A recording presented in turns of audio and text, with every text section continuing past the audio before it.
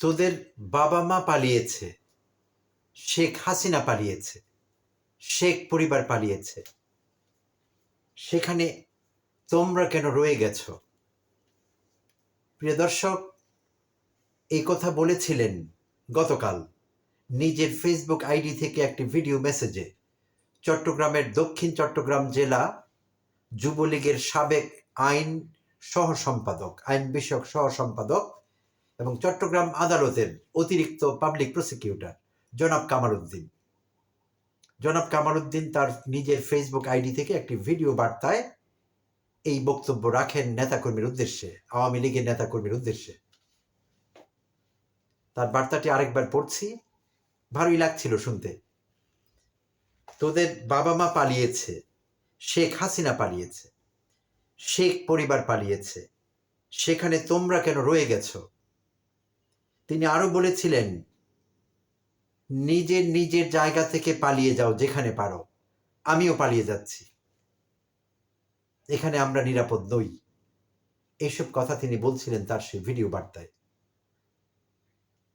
তো প্রিয় দর্শক, আমাদের জানা আছে এখনো আওয়ামী বাকশালীরা কিন্তু আন্ডারগ্রাউন্ড আছে, অনেকেই সামনে আসতে পারেনি। মাঝে মধ্যে এরা জানান দিচ্ছে, চোরাগুপ্তা হঠাৎ করে ছোট ঝটিকা মিছিল করছে এখানে ওখানে, হঠাৎ জানান দিচ্ছে যে আমরা আছি, কিন্তু তারা প্রকাশ্যে আসতে পারছে না, অনেকেই আসতে পারেনি 5 আগস্ট পরবর্তী সময়ে। আর আসতে পারবার মতো আসলে কোনো কাজও তারা করেনি, তাই তারা আসতে পারছে না। তো এই যে পলাতক জীবন, পালিয়ে থাকবার কষ্ট, নিজ দেশে পরবাসী, এই কষ্ট বোধহয় সেই কামাল উদ্দিন সহ্য করতে পারছিলেন না, তাই তিনি এই বার্তা দিয়েছেন আওয়ামী নেতাকর্মীর উদ্দেশ্যে। নিজেও পালিয়ে যাচ্ছেন বলেছেন, তাদেরও নিরাপদে পালিয়ে যেতে বলেছেন। সো কতটা অনিরাপদ বোধ করলে, কতটা ইনসিকিউর ফিল করলে এরকম একজন হাই প্রোফাইল মানুষ, আমি হাই প্রোফাইলই বলবো, আদালতের অতিরিক্ত পাবলিক প্রসিকিউটর, যুবলীগের পদাধিকারী সাবেক, এরকম একজন পাওয়ারফুল লোক এতটা অসহায়ত্ব তার এই বার্তায় ফুটে ওঠে, সত্যি খারাপ লাগে। নিজেকে কত বড় হিরোইনা তিনি ভাবতেন মাত্র কয়েক মাস আগে, কিন্তু এখন দেখা গেল আসলে তিনি অত বড় হিরো তো নাই, তিনি আসলে জিরো না, তিনি মাইনাসে আছেন। তার অন্যান্য সহকর্মীরা, নেতাকর্মীরা মাইনাসে আছেন, কোনো অবস্থানই তারা নেই, থাকবার কোনো কারণও নেই। তো এখন কথা হলো, এই বার্তা কি তিনিই প্রথম দিলেন? না, অতি সম্প্রতি আমরা দেখলাম লন্ডনে সেখানকার আওয়ামী লীগের সাধারণ সম্পাদক বা সভাপতি কোনো একজনের ছেলের বিয়ে উপলক্ষে সেখানে আমরা হাসান মাহমুদকে সহ চট্টগ্রামের মন্ত্রী, সর্বশেষ খুব দাপুটে মন্ত্রী হাসিনা সরকারের পররাষ্ট্রমন্ত্রী হাসান মাহমুদ এবং আরো অন্তত 3 জন মন্ত্রী বা প্রতিমন্ত্রীকে, উপমন্ত্রীকে দেখা গেল সেখানে বিয়ের অনুষ্ঠানে। তারা খুব আনন্দ ফুর্তি করে বিয়ে খাচ্ছেন। তো সেই ভিডিও দেখে কোনো একটি স্টিল পিকচারে হয়তো দেখা গিয়েছিল হাসান মাহমুদ খুব অনেকগুলো খাবার সামনে নিয়ে বসে আছেন ডাইনিং টেবিলে। ছাত্রলীগের কোনো নেতা, ছাত্রলীগের কি যুবলীগের আমার ঠিক মনে পড়ছে না, কোনো একজন নেতা একটি ভিডিও দিয়েছিলেন তাকে গালাগালি করে, হাসান মাহমুদকে গালাগালি করে, যে ওখানে গিয়ে আপনারা ভুরি ভোজ করছেন, আমাদের এখানে বিপদের মধ্যে ফেলে গিয়ে। হ্যাঁ, অনেকেই পালিয়ে বিদেশে আশ্রয় নিয়েছেন, আওয়ামী হাই আপস যারা ছিলেন, মন্ত্রী, এমপি, তারা সবাই পালিয়ে গেছেন। অনেকেরই বাসস্থান হয়েছে এখন কলকাতায়, কেউ কেউ লন্ডনে, কেউ কেউ নিউ ইয়র্কে, যে যেখানে পেরেছেন পালিয়ে জীবন বাঁচিয়েছেন। একবারও নেতাকর্মীর কথা ভাবেননি যে আমরা যে পালিয়ে যাচ্ছি, আমার এই অসহায় নেতাকর্মীর কি হবে, যাদেরকে আমি এতদিন মিথ্যে বলে, কপটতার আশ্রয় নিয়ে আমার দলে ভিড়িয়েছিলাম, মিছিল মিটিংয়ে তারা আসতেন নিয়মিত, তাদের ছেড়ে আমি এখন পালিয়ে যাচ্ছি। একবারও তাদের কথা না ভেবে যে যেখানে পেরেছেন আশ্রয় নিয়েছেন।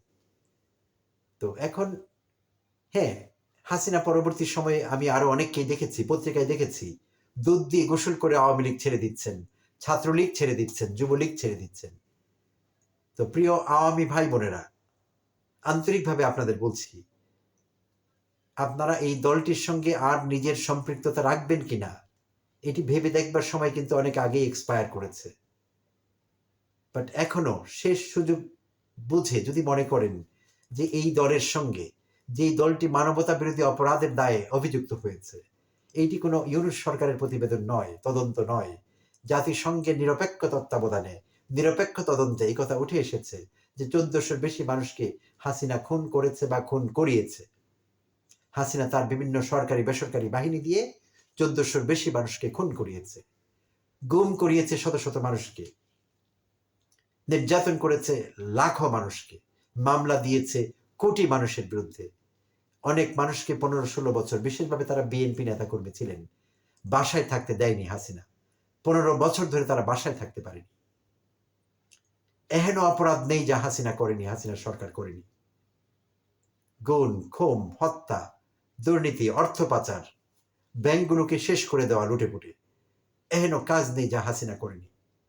সো এই সমস্ত অপকর্মের, এই অন্যায় কাজের, এই অনৈতিক কাজের দায়ভার আপনারা কেন নিবেন? প্রিয় আওয়ামী ভাই বোনেরা, কেন নেবেন আপনারা? হ্যাঁ, আপনাদের মধ্যে ছোট একটি অংশ আছে যারা হাসিনার হালুয়া রুটির ভাগ পেয়েছিল সরাসরি, হাসিনার দুর্নীতির অংশীদার হয়েছিল, দু হাতে টাকা কামিয়েছে, টাকা পাচার করেছে বিদেশে। হ্যাঁ, তারা যদি হাসিনা সিম্পেথাইজ করে, হাসিনার সঙ্গে হাসিনার প্রতি সিম্পেথি প্রদর্শন করে, সহানুভূতি দেখায়, সেটি না হলে বুঝতে পারি যে তারা ভাবছে আগে কি সুন্দর দিন কাটাইতাম, মিলেমিশে খাওয়া দাওয়া করতাম, টাকা পয়সা কামাতাম, পাচার করতাম, এখন আর পারছি না, হাসিনা আবার ফিরে আসলে আবার পারবো। তো সেই আনন্দে, সেই উৎসাহে, সেই আশায়, সেই প্রত্যাশায় তারা এখনো হাসিনা হাসিনা হায় আফা করতেই পারে। কিন্তু আপনারা যারা সাধারণ মানুষ, আওয়ামী লীগ করতে না বুঝে হাসিনা আপনাদের মিথ্যে বোঝাতো বছরের পর বছর, মুক্তিযুদ্ধের চেতনা, মুক্তিযুদ্ধের চেতনা। আপনারা ভেবেছিলেন হাসিনাই তো একমাত্র এই দেশে মুক্তিযুদ্ধের চেতনার কথা বলছে, সো এই দল না করে আর কোন দল করব? সো আপনারা ছিলেন সরল মনা সাধারণ মানুষ। তো আপনারা কেন হাসিনার অপকর্মের দায়ভার নেবেন? কত বছর নেবেন? সেই সময় জার্মানিতে নাজি পার্টি করতো, নাৎসি পার্টি করতো, নাৎসিদের দল করতো। এমন কেউ কি পরবর্তীতে বছরের পর বছর, দশকের পর দশক নাৎসি পার্টির দায়ভার বয়ে বেরিয়েছে? না।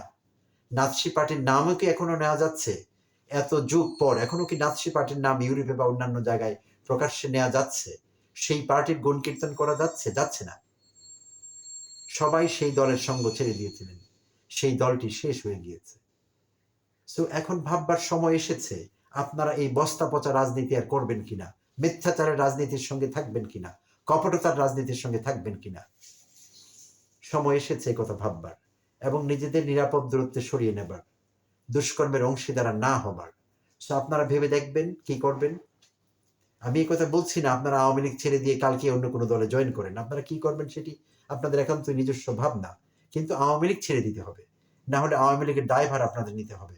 কামাল উদ্দিনের মতো আবার অসহায় অবস্থায় পড়ে যাবেন, কোথায় পালাবেন জায়গা পাবেন না। ওই ঝটিকা মিছিল কিচ্ছু করবেন না আপনাদের। হ্যাঁ, কেউ কেউ হয়তো আশান্বিত হচ্ছেন, ঝটিকা মিছিল মাঝে মাঝে হচ্ছে, সেই মিছিল একদিন বড় হয়ে যাবে। হবে না, আমরা সেটা হতে দিব না। এই দেশের ছাত্র জনতা সেটা সহ্য করবে না, এটা হতে পারে না।